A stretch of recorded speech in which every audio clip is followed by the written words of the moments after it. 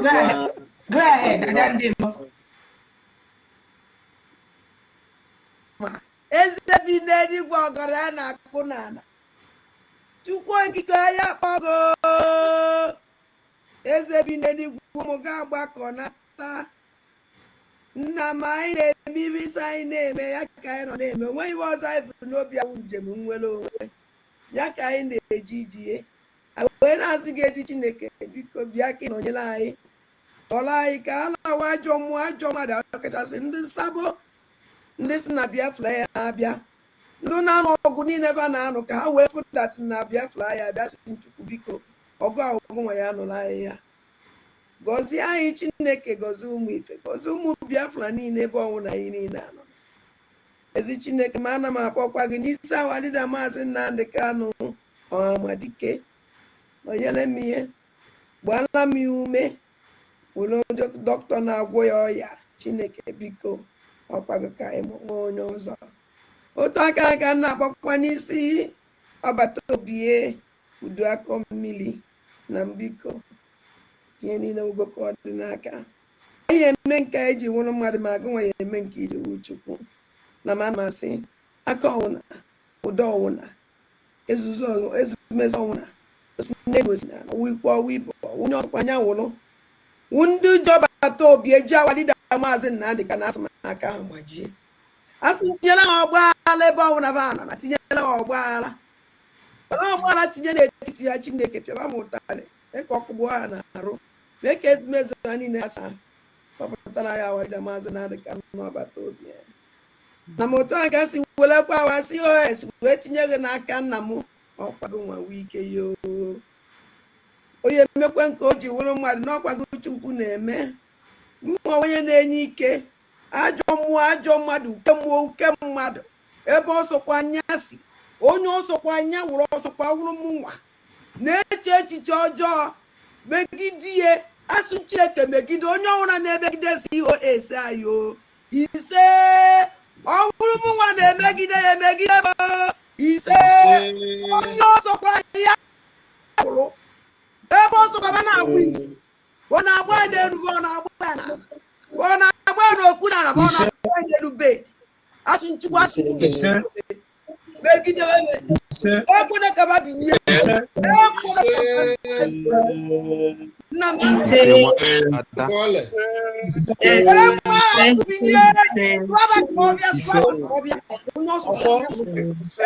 anya n'ihu emekọ na-ebele alịlị aka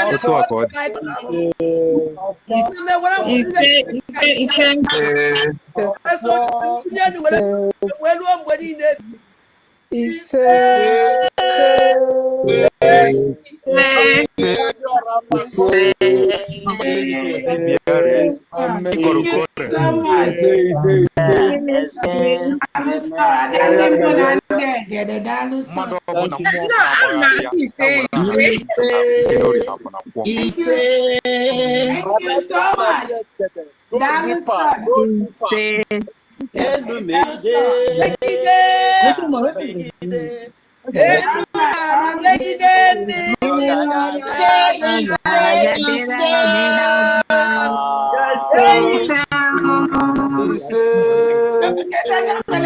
maybe you go ya gora ya megide ala kirime megide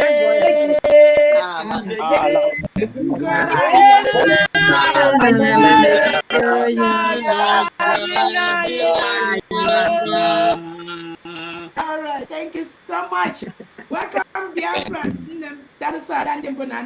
Thank you so much for that wonderful prayer. We thank God for this opportunity to thank our own Obatobi, His Excellency, the Prime Minister of the United States of Biafra. Anun Kangan.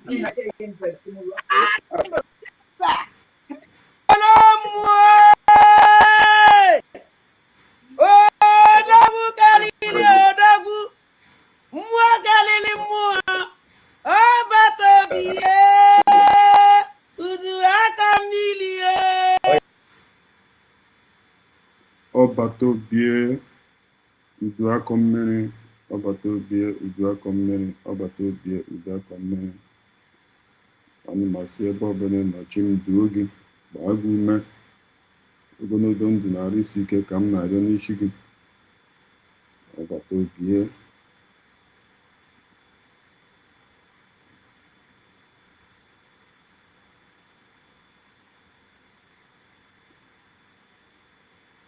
ka anyị nọsị n'elu ya na mbụ na mbụgodo ihe nchọrọ ime ka Ngozi Orabueze mata ya bụ eziokwu ọgbata obi atụkwara nga terorizm CCS terorizm nwere idea ada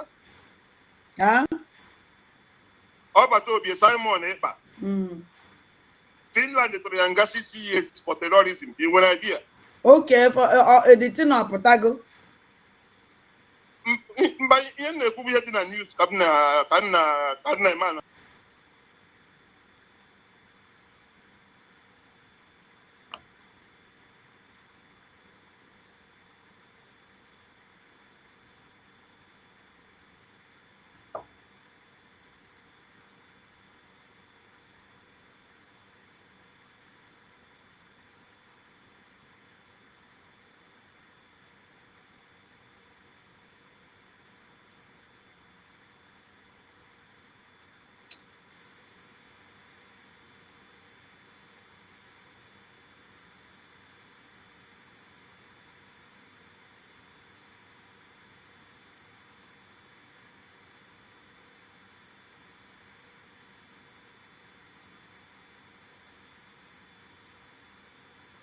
What is happening?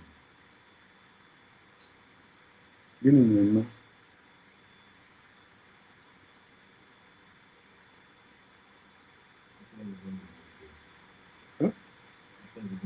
Okay. After this one, that's maybe from a Monday. No problem.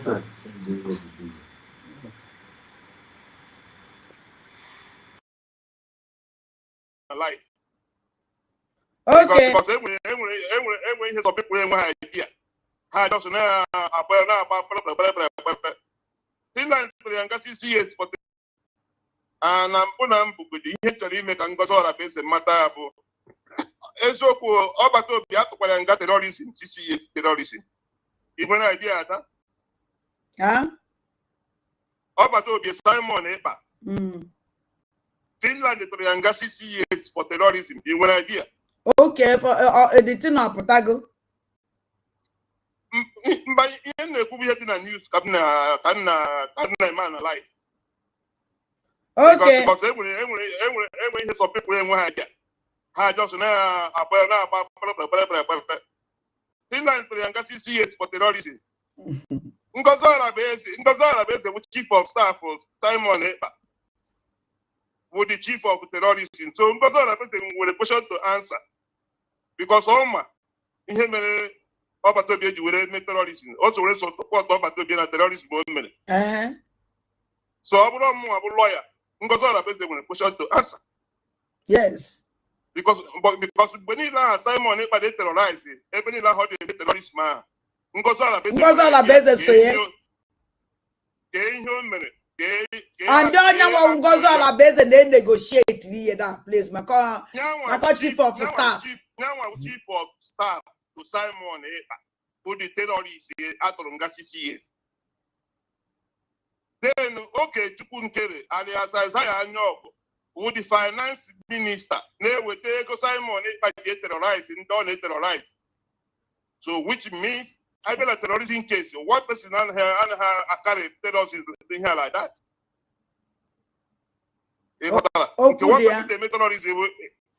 One person name in no be no change no be we je pure one street gbabushi ndị mmadụ ịghọtara. Aha dị control way iche but the plan terrorist dey to ebe ikpe na court we take evidence from everywhere. The chief of staff will do something on aya yes. So the court consider me invite. Sure. I'm going to invite a phone number. Yeah, I got for communication. Young one over to be the plan. I saw the terrorists over to be them. My results also not over to be only make terrorists. Okay, Simon Ejiheko. oge nke na eweta ego eji eme terrorism. So before ya just send the ego ahụ eji emeta terrorism, Simon eji eme terrorism na o nwere nkata ya na Simon kpara before ya na-ese nke ndị Simon ego eji eme terrorism. Enweghị mgbe o ji abụsọsọ naanị Simon plan ihe niile a. So ha na-emekwa ihe ha na-eme ha marakwa na that is what goes around comes around. Sure. Ha na-efiri na Simon Ekpa aga-eme ya arrest. A ga-emekwa ha change arrest one by one. They have questions to answer. Because that is how it works.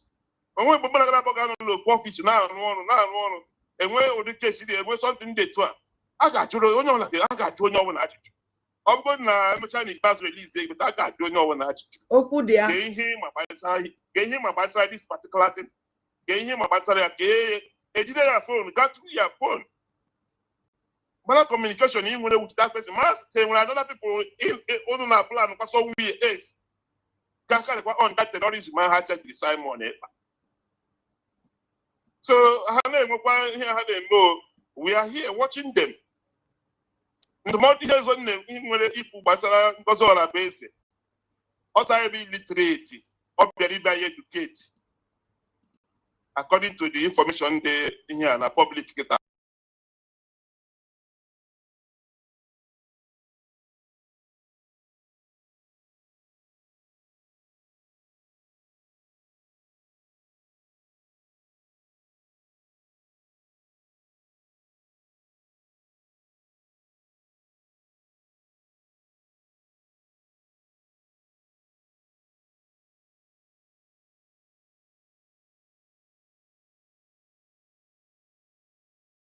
And the amụma niile ivulu bacha niile wasị.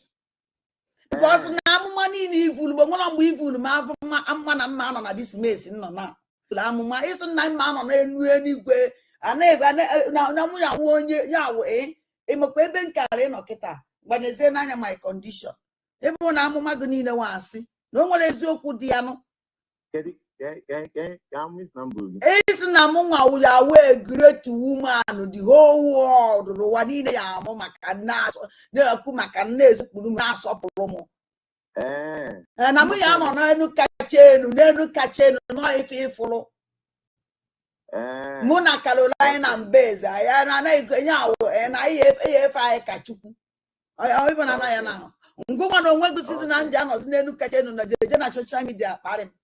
Everyone amụma ga-awụ okay. Nah, Okay. sick all. Thank God that I myself, which you will tell it. Welcome wenjes na nna bai. And the amụma niile ivulu bacha niile wasị. Because na amụma niile ivulu bụ nwere mgbe ivulu ma afọ mma na mma nọ na this mess nọ na. Amụma ịsụ na mma nọ n'enu eluigwe ana-ebe na mụ ya nwe onye ya wee ịmakwa ebe nkara ịnọ kịta gbanyezie n'anya my condition. Ebe na amụma gị niile wasị na o nwere eziokwu dị ya nụ. It's Namunga ya away great woman, the whole world, Rwanina Yamo Macanaso, the Kumakanes, Pulumanas of Promo. And I'm no catching, no if you follow. Mona Carolina and Beza, and I catch you. I even I now. Go on when the season and Janos, Nenu Catching on the general social media party. Everyone amụma ga-awụ Okay. Nah, sick all. Thank God that I myself, which you will tell it. Welcome wenjes na nna bai. Ọnwụ na asịra m ama onye wụ ọdịiche. Awụ na masị gị na mụ na gị na-abịa ekwu ọdịiche. Your first statement. Now, Mana ibe isi m na mụ ma gị ọfụma, isi na mụ ma gị ọfụma, sị gị na mụ akwa gị ọfụma. Because you know me very well. Okay, mama, man, go again. Oh, yeah. So nna, so onda na-eje na mmadụ na-ejebe dibịa ma ahụ dịka ọ na njebe dibịa kịta amara m dibịa ahụ ọfụma maka na ọ gbara m afọ m ewere mmadụ onye ọwa ọfụma mba. Carolina Mbeze kpọrọ m wee sị that na man of God ịmakọ na Carolina Mbeze wee onye connect data ekpere ahụ. Carolina Mbeze sị that na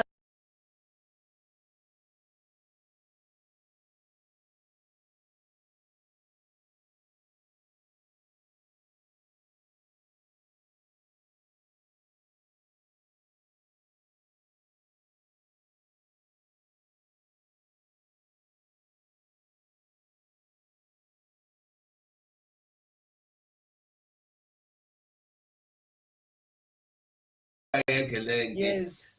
Dịka si na-ekwu before na mbụ obi nwanne nke ikwu eziokwu amamotu m ga-esi kene gị maka na oge dịka oge ugbu a iwe kwudo n'ihe a na-eme onye dịka gị onye nze na ụzọ dịka gị gbokwu mmemme ọwụrọkwudo mmemme ndị a na-arịgharị iji gbapụtara anyị Nnamdi Kanu ọwụrụ mmemme ha so ikwuru kwudosi ike ebe ikwu kwudosi ike nke ịgwa gị eziokwu ana m ekwu otu because mụa amagha m eme okwu dị ojii ekpughe asị gị na ọ dị ọcha na mgbe ekwuburu m n'obi nwanne a na-ekwu n'ihe ọ na-ekwu awụ eziokwu na ebelivu omie because na mụwa onye wụ na ị na-ekwu okwu gị a na-eme ya eme ana m ekweta ọtụtụ hụ na ihe anyị na-ekwu niile eme ya ọkwa mụ na gị na ebe ana m agwa ya ana m ekwu mmadụ okwu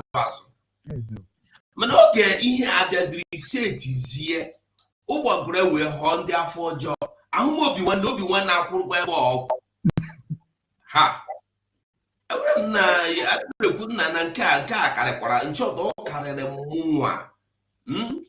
mụnwa ma ndị na-akpọ Simon n'ime abalị ma ndị ha na Simon na-eri n'ụtụtụ iri ehihie iri abalị ndị na-apụta na midia gba ya na ha wụ special Simon ha nchawụzi ndị lụrụ na sị na Simon agaghị na ọ ga-anwụ obi nwanne onye chọrọ ikwu okwu constitution ọ shata biko onye ahụ akpọla na fon onye ahụ ajụziri onye ahụ jechiga azụ na ndị emere emego ya bifo ka anyị hapụ ị na-adọchighị okwu azụ mana ofu okwu ga-ahapụrụ ndị niile na-ekwu okwu constitution na chatawo obi nwanne mmadụ niile a kịta na-ekwu okwu a ọkwa ha na ebe ahụ oge onye isi anyị wụ PM Simon Ekpa kwuru ozugbo edikliara Biafra na a ga-agbasasị njikọ nke kabinet ya ha ncha na ebe ahụ o meghị onye si no PM ajụrụ m ajụ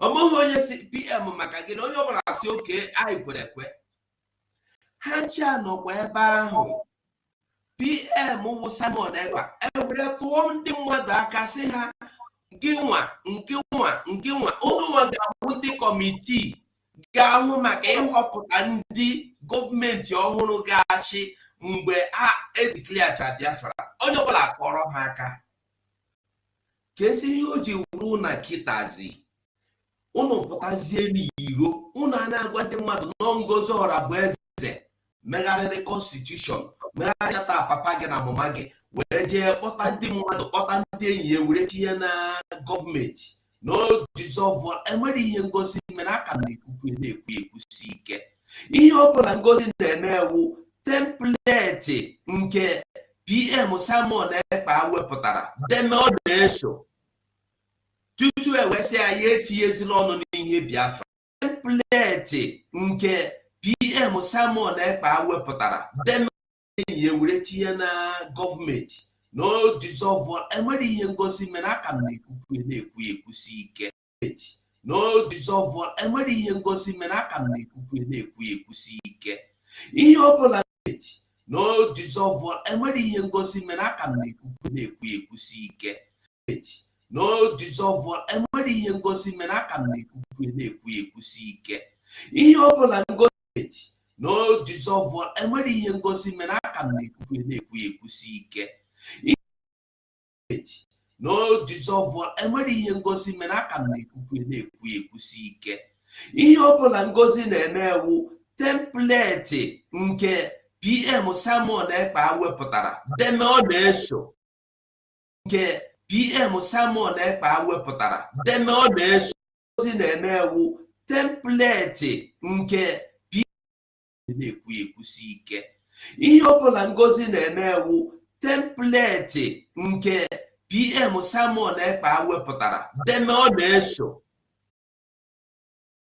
na-ekwusi ike ihe ọ bụla Ngozi na-eme ewu templeti nke PM Simon Ekpa wepụtara deme ọ na-eso tutu ewesị ya etinyezila ọnụ n'ihe Biafra maka ọtụtụ ndị mmadụ na-echekwanụ na PM anyị nọ n'ụlọ nga ọ nọhụkwanụ n'ụlọ nga ka m gwakwa ụnụ ọ na-ahụ ihe niile na-emenụ ọ na-eme ihe niile na-emenụ so okwu constitution ezuolenụ onye kwuzina onye kwenyere na ọ chọrọ Biafra chọrọkwanụ Biafra ọwụ mbọsị edikliara Biafra wee iwe gị nwanne iwe gị n'ime akpa gị mgbe anyị laruo n'ala Biafra isi anyị na nna esiri diklia ya iwere esoro lọta Biafra na ịlaikiri ya na ịchọkwara ịlachighakpa azụ na Exile onye ga-ejidekwenụ gị ị ga-achịghị azụ ahụbeghị m ebe e wetara ihe ọma mmadụ asị na ụbọchị e wetara ihe ọma ha wụhụ ụbọchị ya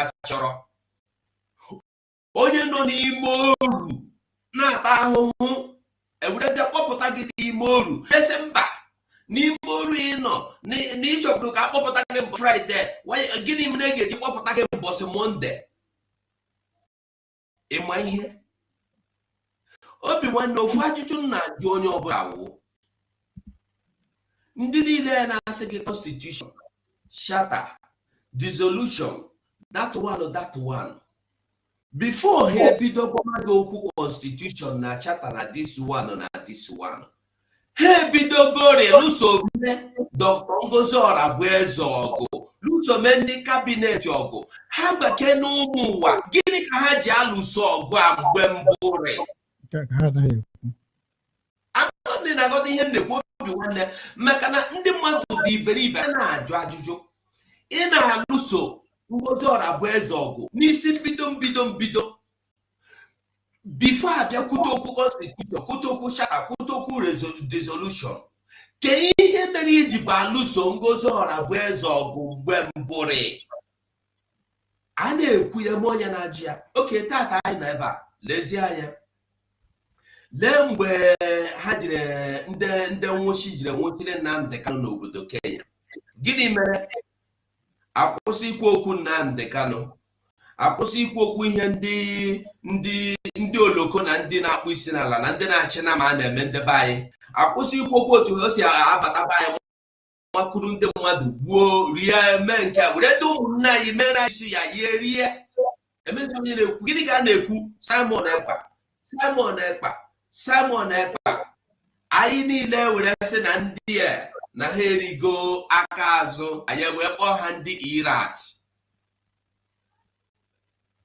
tata gịnị na-eme ọgwụkwọ ofu ihe ahụ mere oge nke ahụ enwudere Nnamdi Kanu ka ha na-eme kịta ndị niile ha na-akọghịrị ihe emere onye na-ekwuji okwu Biafra emeghezi onye na-ekwu otu a ga-esi enweta Biafra emeghezi onye na-ekwu otu e ga-esi akwụsị mbuso agha na-ebuso ndị be anyị emeghezi onye na-ekwu otu ndị na-akpụ isi n'ala na-achị ehi isi abataba ya eme mpụ ha niile ha na-eme ihe ha na-ekwukwu Ngozi Orabueze wu onye oshi Ngozi Orabueze alụghị Ngozi Orabueze wu politician Ngozi Orabueze ugly woman Ngozi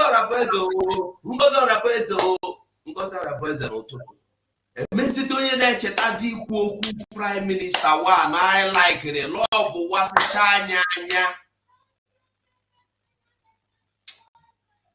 honestly obi nwanne ihe na-eme nọ na-agbagwoju m anya maka na ndị be anyị a na-aghọta ụda egwu na-akụnụ mgbe ọ na-akụ onye ọbụla na-ege ntị taa ihe m ga-akọwara gị ihe m ga-agbade m ụnụ shekienu ndị niile na-agụ ụnụ ihe Ngozi Orabueze na otu o si wuru onye ọjọọ ụnụ ajụ onwe ụnụ ajụjụ ndị ahụ ka ebe ha siri pụta ebee ka ha nọ nyaa ka ụzọ ha gato ka akara ejiri mara ndị ahụ ụnụ ajụkwana onwe ụnụ ndị a na-asị gị n'ọha ma ihe niile ka ebe ha ga-eduga eje ejukwa n'onwe gị our prime minister anwụ ọ dị ndụ mmadụ dị ndụ apụtasị gị na ya hụrụ ya n'anya ọ ya awụ nna ya ukwu ọ pụta na social media ọ na-agbago otu oge isi fọọmụ gọọmenti ya our prime minister nwere akpọrọ ya ndị uwe ojii si ya bịa ka ọ mee nkọwa ihe o jee nkọwa ihe ha sị ya chere na ọ ga-ala mbọsị ahụ o rughị mkpụrụ ụbọchị atọ ọ dị leza na mkpụrụ ụbọchị atọ ịchọpụta na onye isi iwu bọs gị hụrụ n'anya nọ n'ụlọ ndị uwe ojii, ihe imere ewu ide akwụkwọ na a ga-eme gị ka ị wuru onye isizi ka ị nọchie anya ya tupu ọ pụta. Ọgbata aha ka nsogbu niile ya ebidoro. Adadọrọ m asị nna ba ya oku eziokwu ọkwa idirero ya kiu n'oyibo ka a na-akpọ ya coup d'etat. Ewere m kwuo na aga m eso na coup d'etat ma ọ bụ na unu aga-agwa m ebe a na prime minista anyị nwụrụ anwụ, unu ekwu jiziri ekpuchi gwanụ m gịnị mere prime minista asị na o nwere ihe mere. Oke, akpọọla ya nga ha asị mba nwanyị ga-eji achọta onye ga-anọchi anya ya n'ụkpụrụ ụbọchị abụọ. Aga m ekwe ha kpọọ m na fonu bawuo m na mba, abara mba na fonu, anọ m na mitin, emechabakwa mitin, akpọọ m na fonu na-aba na-agbọ egwu eluigwe bama ewerezie fonu tọmara akụkụ ha bama mba bacha jemere onwe ha.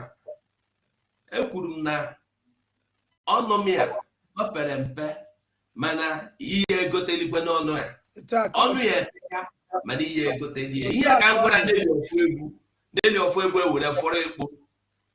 Mana n'ụbọchị taa ndị Biafra ihe ga-agba onye ọbụla udo na anya bụ ụgbọ na-eje eje so.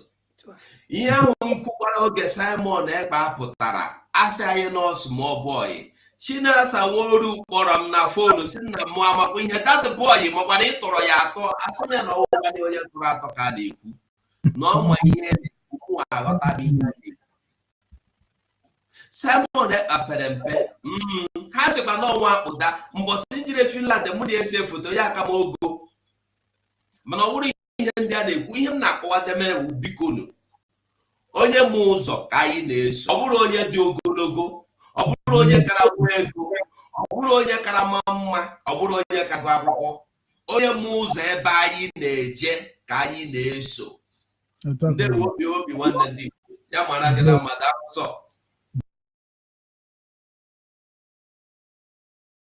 Here's the reality. Your college degree took 4 years and 100,000.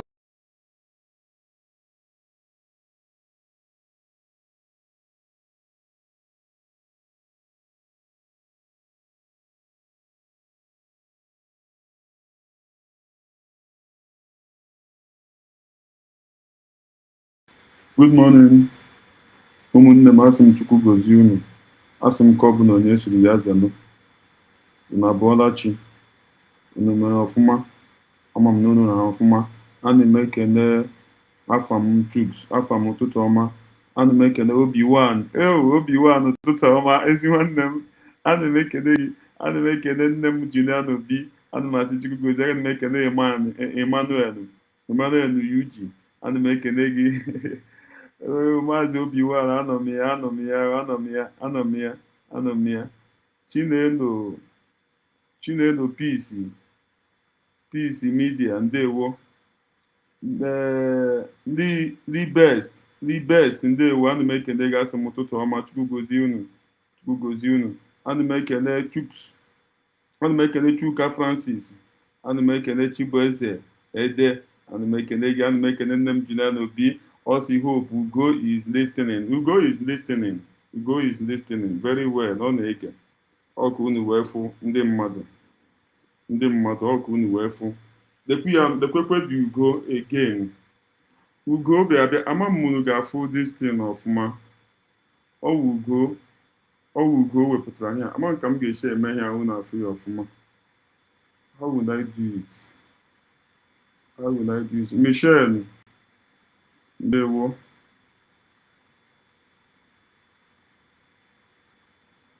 Maazị Kevin, ụtụtụ ọma. I greet you, ezi nwanne m, ụtụtụ ọma. Chukwu gozie gị, gbaa gị ume. Unu afụna Ugo. Ugo gara ama m otu, I don't know why some people ama m Lucky Nwadike, ndewo Nwadike. Ugo is nobody. Yes, he's nobody. Always nobody. Always non-entity ka ọ wụ. ọ gara aga amamu di ifukwa ihe o mere if it amamu ka m ga-eche zoom this thing ka unu for this thing. How would I do this thing now? It shows very well here now. It shows very well. Dekwe Ugo Graga generate here. Also, this is my own copy. Trump automatic respond to my letter. Imagine. I'm no umunemu. At least this Ugo before you mewe here, you already na say onye nwere sense. Oya mere m jiri play Yerunu voice ya ka unu nụ ya. Then after everything, look at what he's doing. I'm no mmadụ ga just no. O post here 4 hours ago. Just n'ụtụtụ a ka o posturu here. Ụtụtụ a ka o posturu here. Ugo were matured man. No matter anything, no matter any situation, no matter any condition, no matter that is level the honor, no matter ignorance or no matter stupidity or the Ugo no we ya kwesịrị na-asị ha ka nwaanyị ka nwaanyị ga-abịa ime this kind of thing tag ya Trump. Ugo nwere nwa Ugo bido izuzu wetin nke widi ihe Ugo na-eme now. How will you go feel? Ama ntị ọ dịkwa. Ugo mamụ bido emewe ihe a Ugo mege. Kedu otu Ugo ga-efeel as a father? Ama ntị ọ dịkwa. Ugo mụrụ amụ bido emewe ihe a Ugo mege disgrace go onwe ya like this. As a father without thinking, a father that cannot think like a father that brings himself so low on social media. At least you should go to nature. Before I say this woman cannot do something like that. Because watching this thing, how Ugo is fooling himself on social media. The thing you want to record it. But you should go to nature. How will they take her? How can she think of doing something like that? Just because of I'm here we will go. I'm more because of the position or one ya. Oh ya can yakwa. Oh ya can ya. You thank God you people listening to all he said here.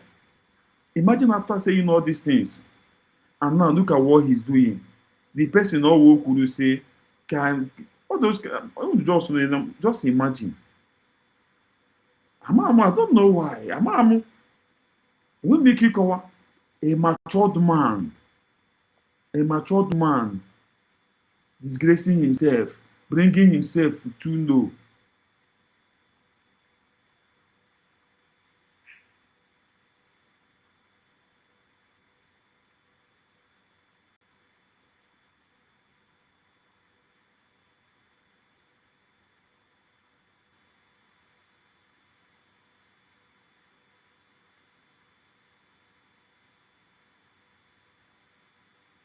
Just imagine.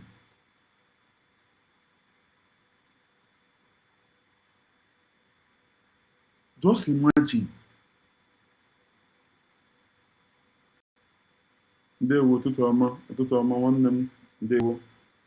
Ndewo Peter. Kedu otu Gabon mere today? Ndị Gabon akwa ha dị mma. Chimgozie gị. So ọ ka unu wee fụ.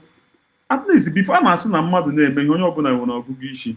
Before mmadụ na-eme ihe ọ na-eme ya ochekwa n'ihe eche. Ya eche. How will the people see this thing? Na social media. And this thing no megidene now. Screenshot nye niile adịcha. In future na ya eweteri ya.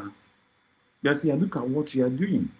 Look at how you are insulting somebody that you talk good about. Onye okwuchiri okwu ọma maka ya.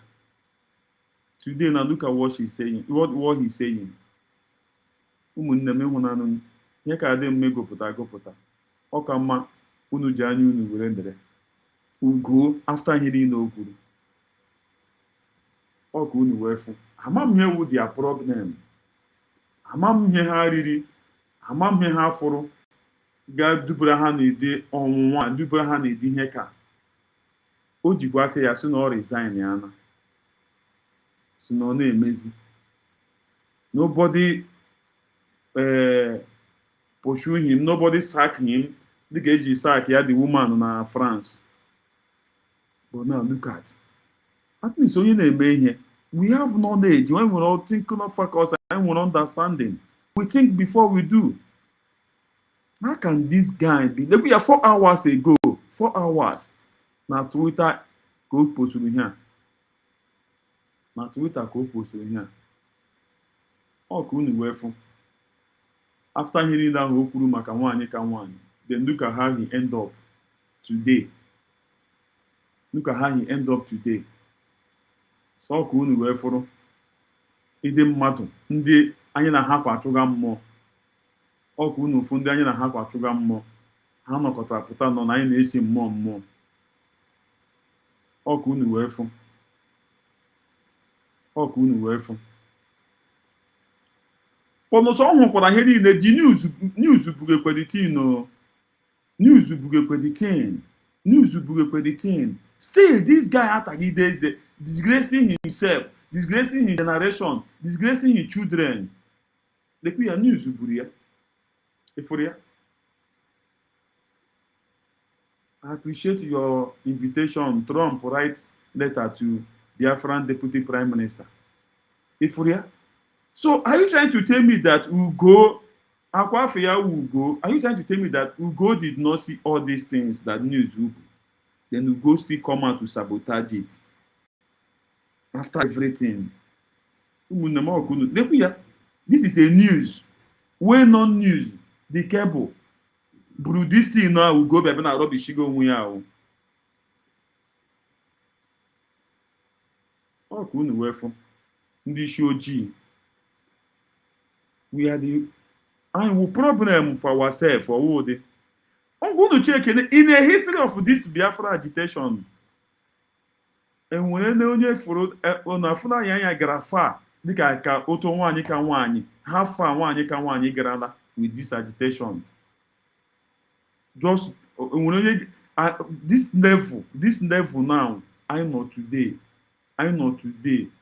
This level now. This level I know today. This level nwaanyị ka nwaanyị tiri anyị.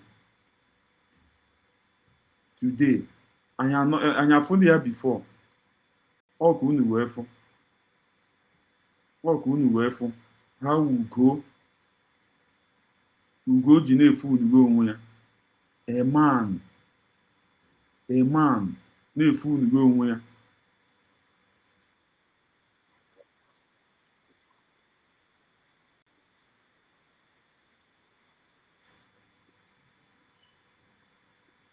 Ugo na-efu udugo onwe ya.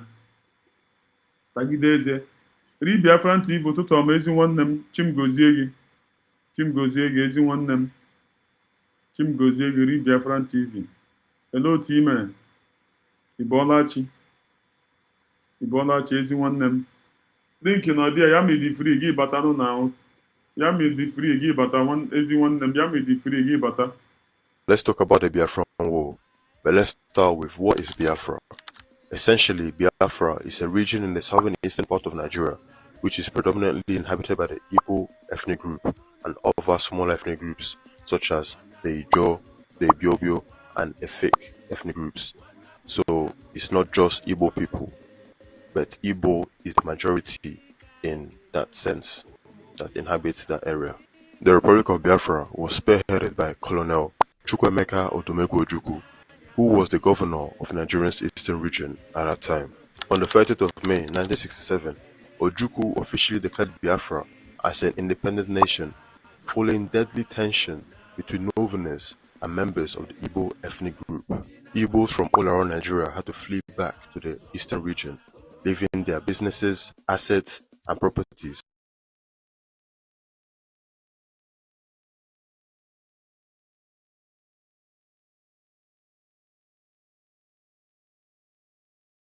Mazi, go ahead and talk to Biafrans. Yes, Mazi, humble and good morning. Hope my voice is coming out. Yes, loud and clear, very well. I'm at work. That is why I mute my video. Because I have I have a 5 minutes chance or more than 2 minutes. Yeah, Biafrans, good morning to all of you, all the Biafrans, and my Deputy Prime Minister, Dr. Ngozi Orabueze. Mazamula, I want us to know one thing. Nobody will talk about you. And nobody will envy you and jealous you. Nobody will remember who you are, because now, when the good thing is what people always drag about, when the bad one, nobody talk about them. So, and to prove that Ngozi Orabueze na-eme ihe ahụ, Maazị Nnamdi Kanu kwuru, na whenever Sure. Maazị bịaghachi onye agbapụna gị. Bịaghachi ezi nwanne m, onye agbapụna gị, bịaghachi. Ọ bịaghachi. Yeah, I think I am back. Yes, you are back. You are back. So, ọ bụrụ na Ngozi Orabueze na-eme nke ọma, enwere aga na-akpụ ya n'ọnụ. Maazị Humble Lion, enwere program mere yesterday on my research, nka na-emekwa na-aga oge ruto part 4. Ngozi Orabueze has bring the plight of Biafra in the map of the world exile government. In this life we are living, enwere 75 exile government. Enwere first 40 exile government in the world also, they are effective. Then when they keep on that effective, they went first 10. Emana Dr. Ngozi Orabueze has registered Ngozi Orabueze tinye Biafra na the history of exile government. I want on number 5 in the world. In the first 10, I want number 10 in the I want number 4 in the first 10. And they won't go only exile government does I want. The only exile government, the world in that map of United States of Biafra, leading by Deputy Prime Minister Dr. Ngozi Orabueze, as a Humble Lion, we are going home.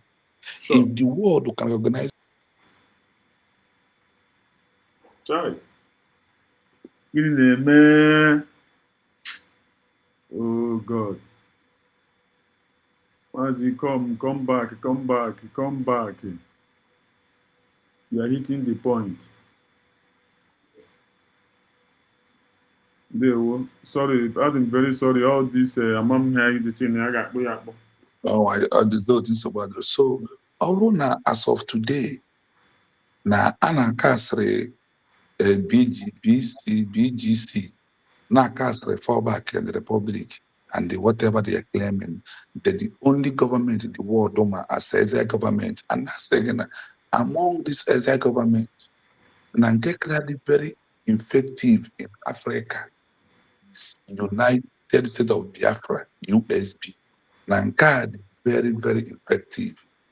If you have your time, you may go to my page and pick up that particular program yesterday. It's just 1 hour program. Give it to Biafrans for them to know that if you are not in USB, you are wasting your time. If you are not supporting yourself, Biafra, the world don't know who you are. When it's come to this movement of Biafra right now, only United States of Biafra, exile government, the world knows that this government is not in exile. Not only us, in Africa, they are destroyed. What are those 3? USB, Amazonia, and the Kadiba from Angola. There is a country in Angola that is fighting to live and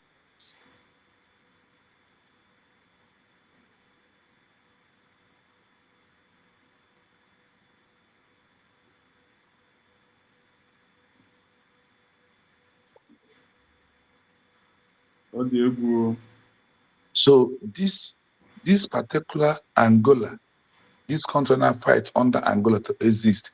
I'm not in exile. I'm based in France and DR Congo. This is 3 in Africa. Today, as I'm talking to you, that particular map, is where creates countries, government in exile, seeking for recognition.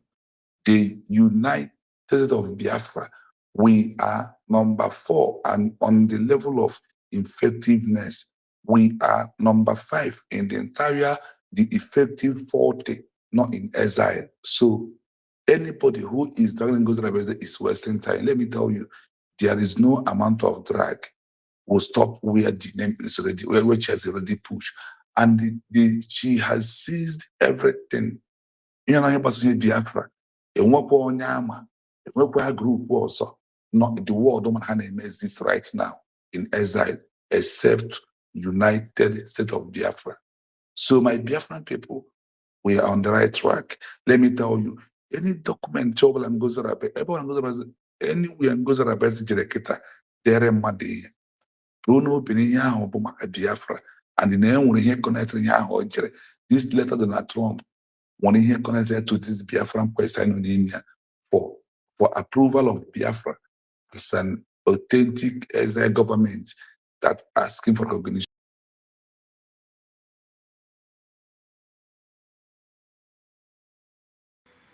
Iti na-agbapụli ya. Iti na-agbapụli ya ahụ.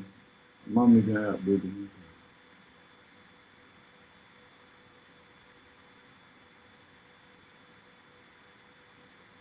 Maazị Bịagashi iwe n'iwe biko iwe n'iwe ama m na the thing dị very sad.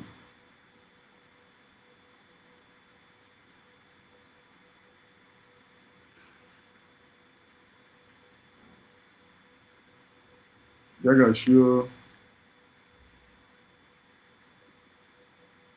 outside of Biafra to the hands of Nigerians and Nigeria.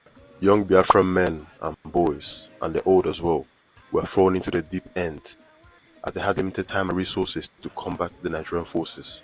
These two right here are young soldiers of the Biafran army named Nonso and Tochukwu in the city of Umuahia in Abia State. They were both killed in the Second Battle of Onitsha in October. Hello, Maazị. Yeah, Maazị Abolayo. Yeah, so based on what I was saying, Nafana Ngozi Orabueze Fulani, Ngozi Orabueze Boro, Ngozi Orabueze this. If you go to archive, if you go to any map, do you know that if you go to Facebook will tell us that Biafrans rejected Ogenkere and accepted Dr. Ngozi Orabueze as the authentic government in Exile in the name of United State of Biafra. Mazi Ombolayo, you know what is the 247's problem. See, when somebody is looking for position, and that position your name is here, then that person name and you go 247 you were poor beginning. Now, one the thing I talk is disgrace here. We go 247.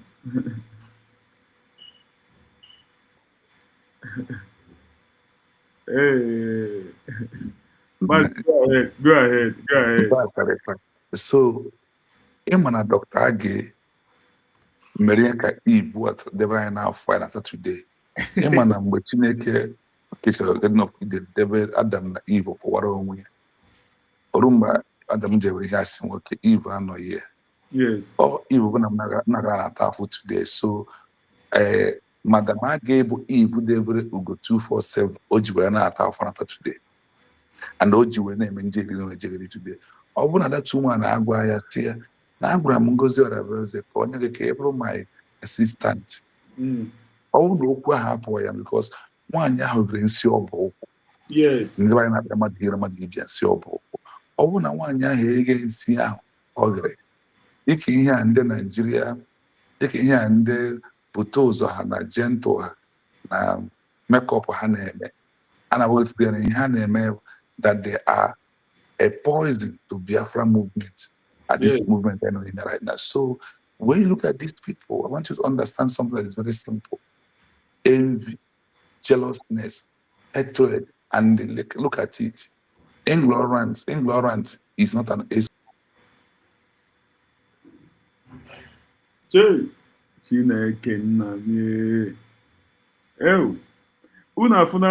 show you how shameless Ugodi. Ugo onye iberibe, Ugo ajọsụ nọ ọwụrụ chọ ka ọ wụrụ asistant nwaanyị. Instead ya nwa ga-asị ka oke ka the woman wụrụ assistant ya. Ọ ka unu wee fuo how useless Ugo dị. Maazị Ndewo. Yeah, look, for him and onye nwaanyị egbu ha. Ọkwa enwere nwere ọzọ ga-egbu ya n'ụwa. Swear to God, who made me? And onye ọbụla nwaanyị eduhie nwoke ọbụla nwaanyị eme ka ọkpọ nne ya asị ma ọkpọ ụmụnne ya asị. Enweghị ihe dị mma n'ụwa ka nwoke akpọ nne ya ma ọ bụ ụmụnne ya asị ọzọ. I swear. Onye ka eji wee baa ha ụmụ. Leenụ ka nwaanyị si ejide ugo tụfewa ya ọcha. Chetakwa na ọ bụ na gị n'ugo 247 na ndị ọzọ na meeting. Enwe m ji ugo 247 nọ si ya. Nke a madam a ga-epụ ugo 247. Ị ga-apụkwana from USG. Ọkwa ọsị anyị mba. Na meeting ahụ. Ugo 247 ebe akwa nọ today. Nwaanyị akpọrọla ya jee mba ofesi. Ọ hapụga ama benni ya soro nwaanyị laa ma nwaanyị jee biri. So I want to stop here. I don't believe one. My time of break is over. Like I said, you can play that my program of yesterday to some extent. For Biafrans to hear that the only government in this world of unite of Biafra government with the government not exile over the whole world. Don't mind anyway. And when we go, it's in our bottom. It's in our bottom.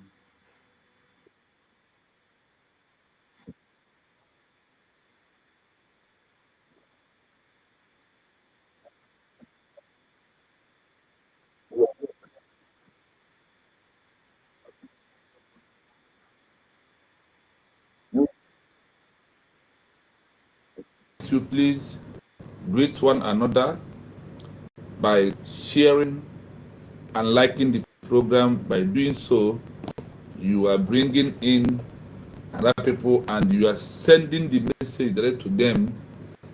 Those that we cannot be able to share the program, please help me to share the program, please.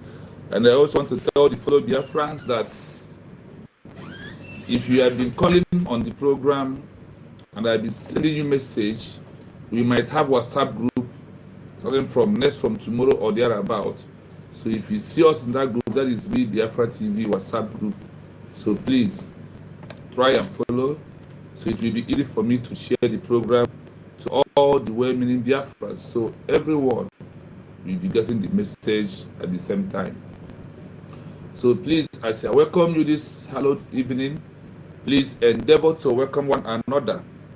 And as you join me, the easiest thing is to just hit the like button, like the program, share it. People will know that we are live and we are direct. I see you, Peter. You are welcome. Thank you so much. Good evening from here, from my location. I greet you.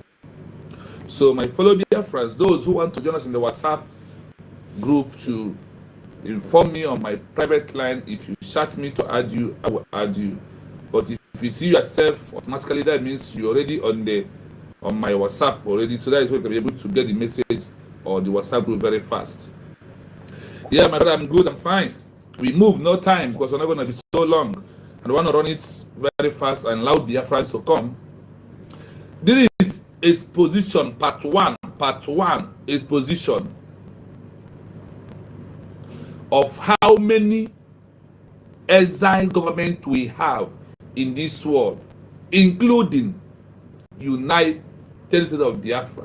The first time ever the world will look at us and said that we have exile government, that their name has been written. Among all these Okokos, among all these people who are galvanizing around, none of their name was being found. The only name was being found there is who? United States of Biafra. Dr. Ngozi Orabueze is the Deputy Prime Minister. That is the one the world put in the map of exile government, because there is a map of exile government. So the USB, under the leadership of our Deputy Prime Minister, Dr. Ngozi Orabueze, is in that map today. That is why you must be happy. You see, BBRC you see Fallback Bridge, you see BGC. None of them is in that map. Out of 35 to 40 exile governments in the world, it's only USB under the leadership of Dr. Ngozi Orabueze is in the map of all the exile governments, and we are going to hear them this night as we run this program for part 1 until we end all the exile governments that are in the map and those are not in the map of. I didn't mean there is a map, there is a history, there is a map of all the exile, where the world put those that in exile governments that has never got recognition. They have their own map. They have their own histories. It's all over there. So USB of you and I fall in one of those categories. Despite being the most newest declared, they are in the number 5 in the world. We are in the top 10 of the exile government that are very effective, that are working hardly to achieve recognition. So I want you to know that the USB of you and I has entered in the history of all the existing exile governments that the world are talking about, and the world knows that this particular exile government is in existence. That this particular exile government that are worsening stronger. And we are going to hear this program like this. You will find out these exile governments in the countries where they are belong, where they are presently sitting as a government in exile. Not just to mention their name, but to, if anyone is England, you will hear this one is England. If anyone is in the USA, they will tell you that this country that are claiming exile government is in so country. That's what you are going to hear.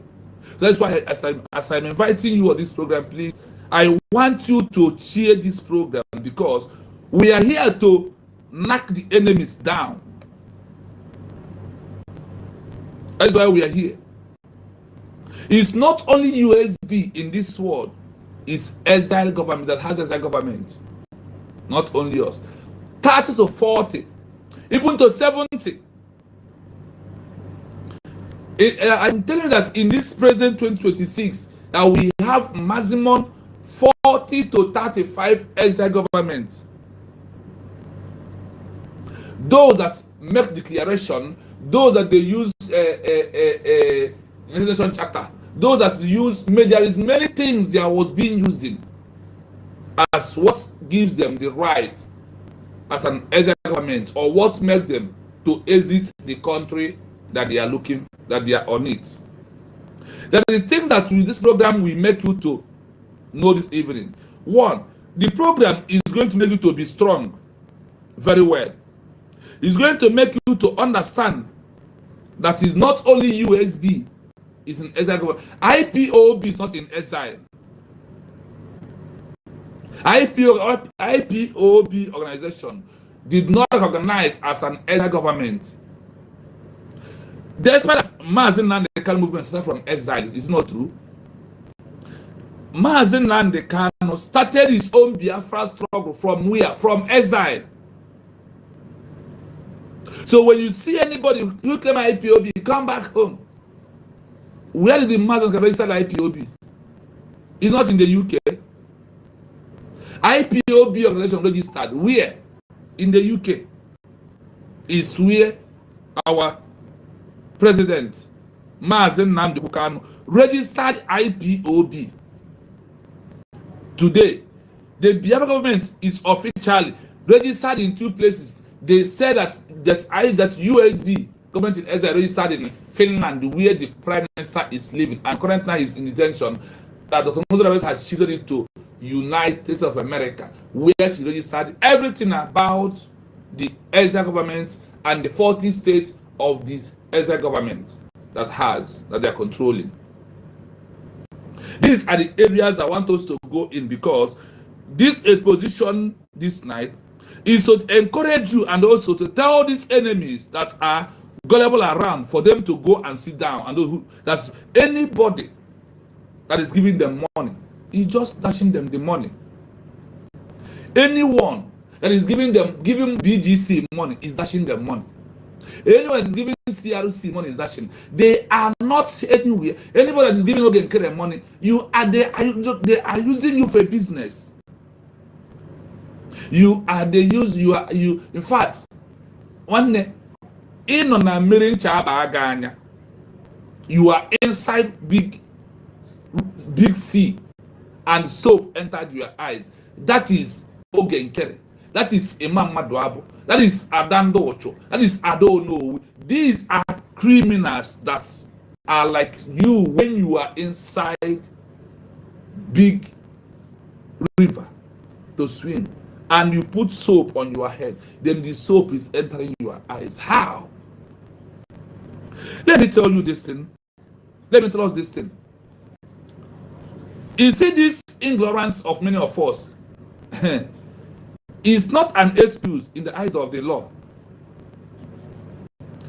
Ignorance is not an excuse in the eyes of the law. For all this your stupidity, for all this your iberiberism, for all this yanku and jiri, it's not an excuse in the eyes of the law. Hey, because about people I don't know now, they don't use I don't know to grant mercy to someone, no. Because you know. So we are bringing this program this evening to clarify your mind, for you to know that if you are in USB, you are in that government that the world recognizes and counting among those that are in exile, seeking to exit a country like Nigeria. They make it openly in the history. In this program, this expedition that has part 1, that we should continue on it, is to let you know that if you are still doubting USB, if you are still gossiping against USB, if you are still dashing your money to criminals, it's on your own. That's why I told you that you are ignorant is not an excuse in the eyes of the law. Ignorance, you are mumurism, you are beriberism, you are stupidity is not an excuse. It's not an excuse. That is why I want you to know that over 40 countries in the map of the world are still exile government. The USB re-declared is not the first country that have or a government in exile. Over 40 countries that are seeking recognition in this 2026, about 40 to 35 are in exile. Until research, then you will know. Because your stupidity of being a black man is not an excuse in the eyes of the law and in the eyes of the whole entire world. Exile government did not see Biafra start, and it can never see us and stop. Go to Google, type, how many exile governments do we have? Type, how many exile governments do we have in the whole world in this 2026? And you find out by yourself.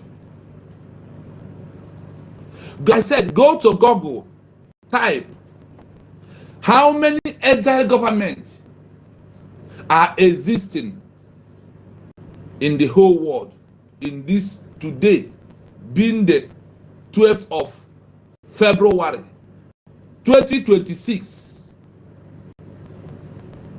It's fact and figure.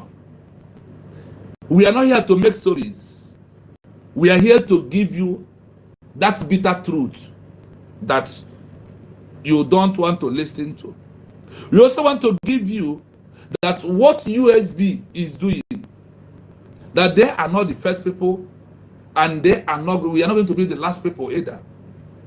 Rather, we stand on the existing protocol of the world to maintain what others have done in the past and what they have used to achieve their own different countries in the world. We are not going to talk about those that use Exile government to achieve their country. We want to talk about those still remain in exile, being the February 12, 2026 is what we are about to give to you. We are going to give you numbers, their names, the country they are fighting to exit, and in the country where they reside today. That is what we are going to this evening. So, for those gullibles, for those that refuse to accept the truth and claiming, proving negativity and the selfishness and the feeling that they are ignorant in what we are doing is an excuse, we let her cry Hadaino. I keep on telling you this page that Hadaino comes at last. I keep on reminding you day in, day out that Hadaino comes at last. I am doing some of my program to remove you from Hadaino. That is why I did some of my programs and I put it the way it is. So you will find out the truth by yourself. And that is why I will tell you, go and do research. When you hear something from me, from this platform, go to Google, begin to ask questions. Ask that question according to what you are hearing from me. You will find out that what I am saying even has a place in the Google map. That they have stored it. That is why I told you that all the criteria, that all the templates, sorry for network, all the templates for us to achieve Biafra has already been laid down before us. There is nothing new that we will bring to change the map. The only thing we got to do is to stand on this existing protocol of over 35 to 40 countries that they have exile governments that exist today in the world, in different countries of the world. And they are there doing their thing like what we are doing right now. So there is no way that your excuse, I don't know, will serve you at last. And there is no way, now we have tried to remove you from Hadaino, you refuse. Hadaino comes at last. No kwibo asina njaramanakwa na epazo. And what we are doing here, enyim agwaranga agwa na achoro ga botu. I wanted to tell you, and I told you, they are not the same. I want to tell you, but I told you, these two are not the same. That is why we come to this page. We have different things we do on this page. Before we further go, I need to greet my Biafrans. Yes, I have greeted the first person, Peter, and I see you. I don't know what has come from you. I don't know. Samuel, Mwaeba. He look at the name and he called me scammer. Nonsense. Go and use that time that you used to type this your rubbish you type here. You need to ask on the Google map, how many exile government do we have in this 2026? If you see that opportunity again, type again. Did United States of Biafra is among exile government? And they type, if you fall back bridge, it's an exile government. Go and check. Go and verify. So you can come out and tell us. Even though that the Google cannot give you few details like the app I am using, the archive I'm using that is giving all details of everything that you need to research and find in this world. I see you, Shidori Mane. Thank you so much. I see you, my own brother, Amaji Chigozie. Thank you so much. Thank you for being here at this hour. I greet you all. To please my people, the program this evening is very, very important because we want to tell the criminals that the time is over. Onuchuku, I agree to leaving from here. Thank you so much. I want all the fallback. Tag them, let them come. I want to BGC, tag them, all of them to come. Tag IPO organization to come. Tag all these people come. Let them hear it by themselves. The first time in this movement that the world recognize that that people of Biafra has exile government, they said it's the first time in the history after the war 1970 1970 that nothing like Biafra be on the map of having a working and functioning government that the world included as one of the effective government that are in exile. Despite our Nuria declared in that history map, if they're giving you the present one that was declared in 21st century, the Biafra movement fall in number 5 category. The USB,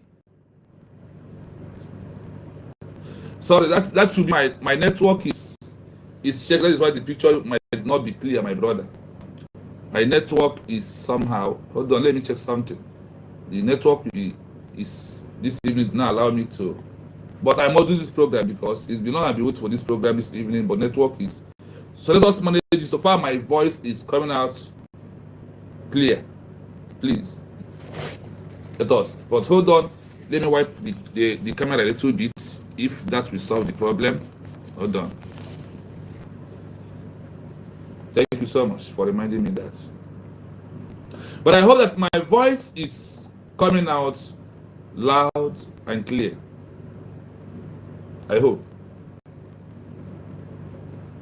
So,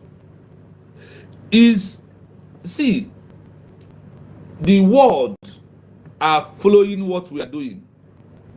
That is why the government is being careful. And we are following the existing protocol and the template of the world. We cannot do all this. Unu ga-aga na Biafran TV, ndị na-watch from him. Ga nụrụ chaya biko nnọọ so that ka anyị gbapụ ya ọsọ. Ndị na-agebeli ya, then unu ga na Biafran TV. Ga nụ n'okwuru bịa. Ka anyị gbapụ ya ọsọ because ọ ga-adịrị my side.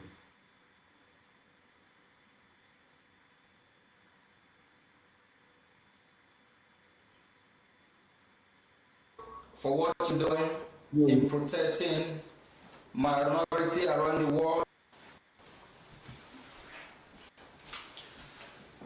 Good evening from here, from Baltimore, Washington, D.C. metropolitan area. We want to appreciate United States of America government led by His Excellency J. Trump. We say thank you for what you're doing in protecting minority around the world, and especially protecting Christians that have been persecuted around the world. And we also appreciate members of the Congress, both Senates, and especially Congressman Riley Moore and Congressman Chris Smith. Thank you for all you're doing. And the recent development as well, proposing designating Miyetti Allah as a terrorist organization, and also going after the sponsors like Juan Kwaso. Juan Kwaso is not only the sponsor of this terrorist group. In light of recent congressional action aimed at holding individual and group with ties to Islamic terrorists in Nigeria accountable. We recommend the U.S. government to also examine the conduct of specific individuals. In particular, scrutiny should be directed towards Sheikh Ahmed Abubakar Gumi, a radical Islamic cleric, and the Sultan of Sokoto, Saud Abubakar, both of whom have publicly advocated amnesty for Boko Haram. Sheikh Gumi have played a central role in legitimizing extremist violence and should be treated as a significant security threat. The United States should consider all appropriate options to address the risk posed by these actors, not only to Nigeria Christians or to Biafra Christians, but to broader international security and the rule-based global order. Sheikh Gumi is worse than Osama bin Laden. Sheikh Gumi have threatened the United States. Sheikh Gumi have threatened Christians, have threatened minorities. Sheikh Gumi is worse than Osama bin Laden. I think it's high time, and I believe United States of America, the leader of the free world, know what to do. It's high time they hold him accountable the same way Osama bin Laden was held accountable. And also the Sultan of Sokoto. After the strike in Sokoto, Sultan of Sokoto disappeared because he knew his involvement in the terrorism happening against the Christians in Biafra land and in Nigeria. We hope in the leadership of the United States of America. Only them can do this. The Russians will not. The Chinese will not. Only America. The Russians have not condemned the insecurity going on in Nigeria and in Biafra land. The Russians have not condemned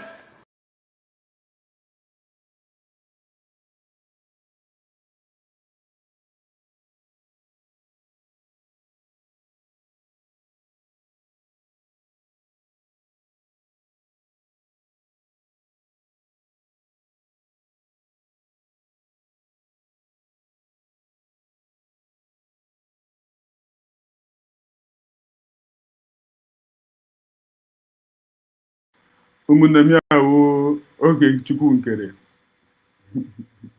ezinne Margaret ndewo, Margaret Jagwa ndewo, ndewo ezinne m, ndewo ndewo, Chimgozie gị. Ụmụnne m ya wụ oge kere a man of a particular concern, a self-acclaimed prime minister, a man na-adịbeghị afụfụ ọtara ọjọọsụ nọkọta nọ n'onwe ya prime minister, a man na-adịbeghị ihe akpọrọ ya, a man na-enwebeghị any experience o nwere ọjọọsụ m onwe ya prime minister. Ọkụ unu wee fụ ya, ọkụ unu wee fụ ya, unu afụnahịa ọ nọ hịa na-afọpịachiga, unu afụnahịa ọ nọ na-afọpịachi, ọkụ unu wee fụ. So ụmụnne m, ana m asị Chimgozie unu, ihe awụ otu m nwere enyi unu ya tude, abịara m maka ugo, ihe ugo ozuzu gị, ọ ya ka m ugo ka m kwuo bịa m sị ka m beji unu ka unu hụ ihe ugo ozuzu gị wite iberibe ya. Chee na ndị mmadụ bega ezigbo akwa na nna ya. Nwaanyị ka nwaanyị ekele m gị o, ekele m gị ezi nne m. Ekwide aka ndị mmadụ bega na Kano. Ekwide akwa ndị mmadụ bega na Kano. Ekwide ihe mege na Kano. Abịakwa ndị iberibe a, ndị afọ ọjọọ jọrọ ndị ọjọọ. Loved ones. Although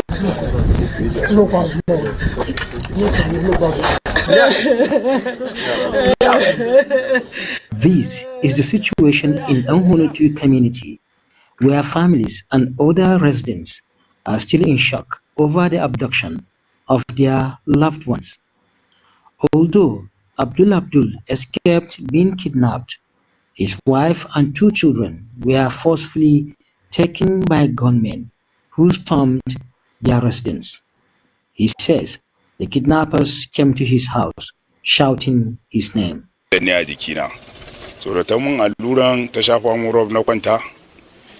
I wasn't feeling well when I returned from patrol, so my wife gave me an injunction. I was dozing off when she woke me, saying she had a bang on the door.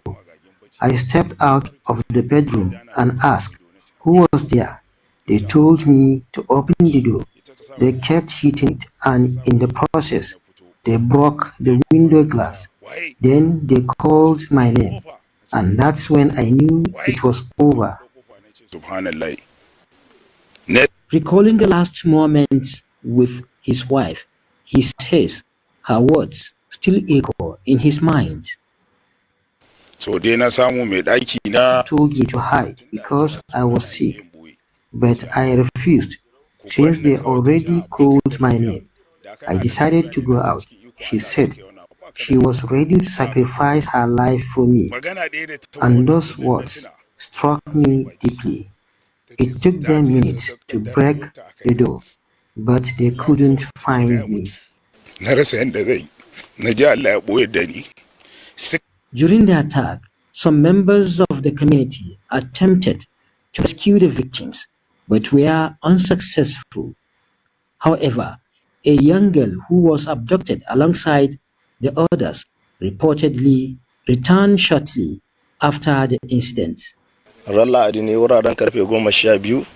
On Sunday around 12 midnight, I received a distress call that kidnappers had stormed the community. When we arrived, they had already abducted a woman and her children. As we pursued them, we found a small girl they had released on the road.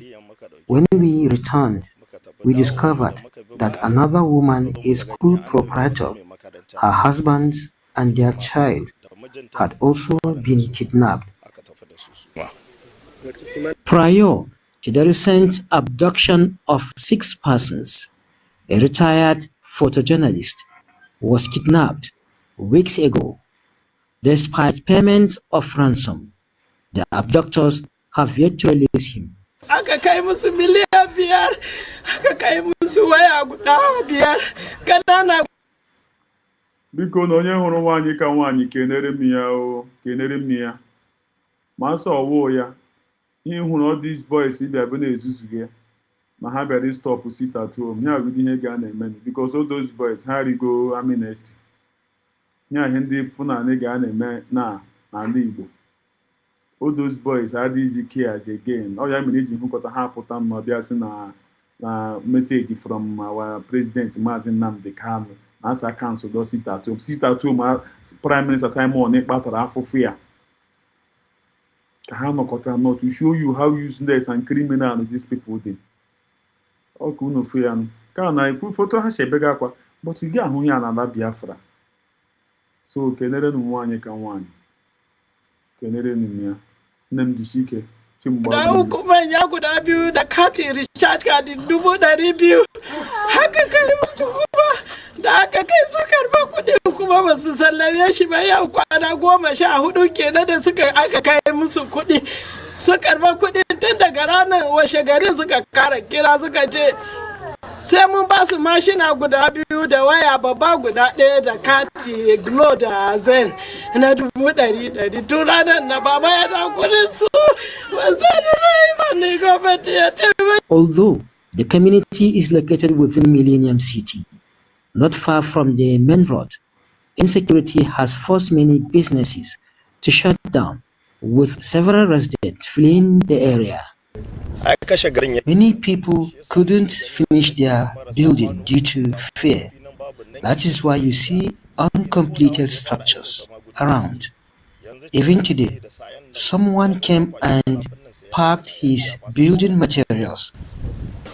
People are not really happy. There's no peace, no eyes to sleep. You are seriously in panic. Most of people. Unanuya. But you get know all this kind of thing na ala Biafra. Who made it possible? United States of Biafran government. Ọkụ unu wee fụ.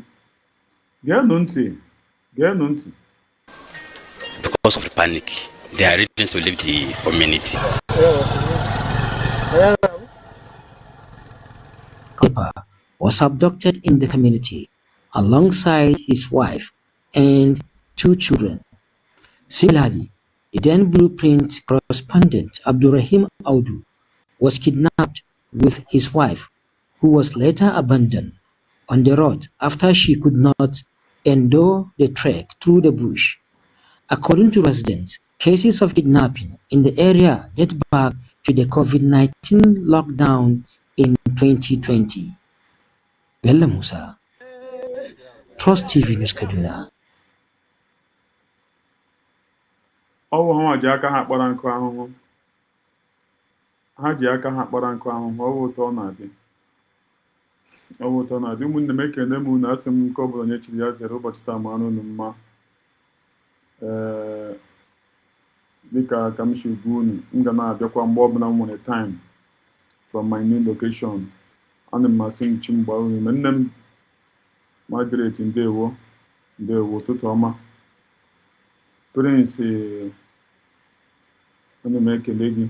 Ifeanyị Chimeze ana m ekele gị. Asị m Chukwu gozie unu. But have you follow the member? But they are your fellow members following the North. Nne m hapụ ndị a. Ọhụwa ji aka ha kpara nkụ ahụhụ. Ugbu a na ndị ahụhụ nọ na-arịzu n'aha ahụ ha na-ebe. If we do not have the area otu obodo ha dị, ka we to start with. Otu uru ha na ha pụtakwa election. These people all gonna know so Chineke nna nnọọ ka a na-asị ya o meere ha ebere. Ndị ọwụkwa Biafra ya azụ ha. Oh, Biafra or nothing. Believe me. Biafra or nothing. David Ndewo also humble. I am happy the way River Goddess talked to me yesterday night at Sky Report program. She mentioned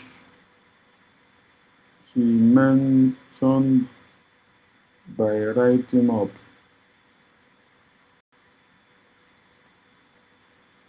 Goddess ọwụ Ezinne ka ọwụ ebe ọ bụ na efere ya gị kelere m ya. Ọwụ Ezinne.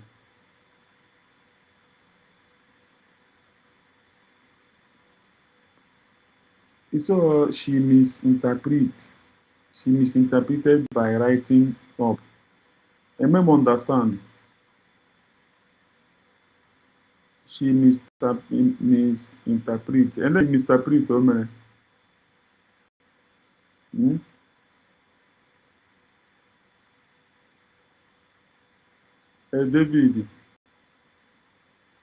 David onye. And then o mere.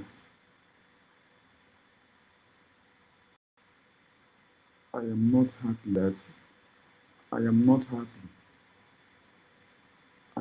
happy the way River Goddess talked to me yesterday night at Kai Report program. She misinterpreted my write-up.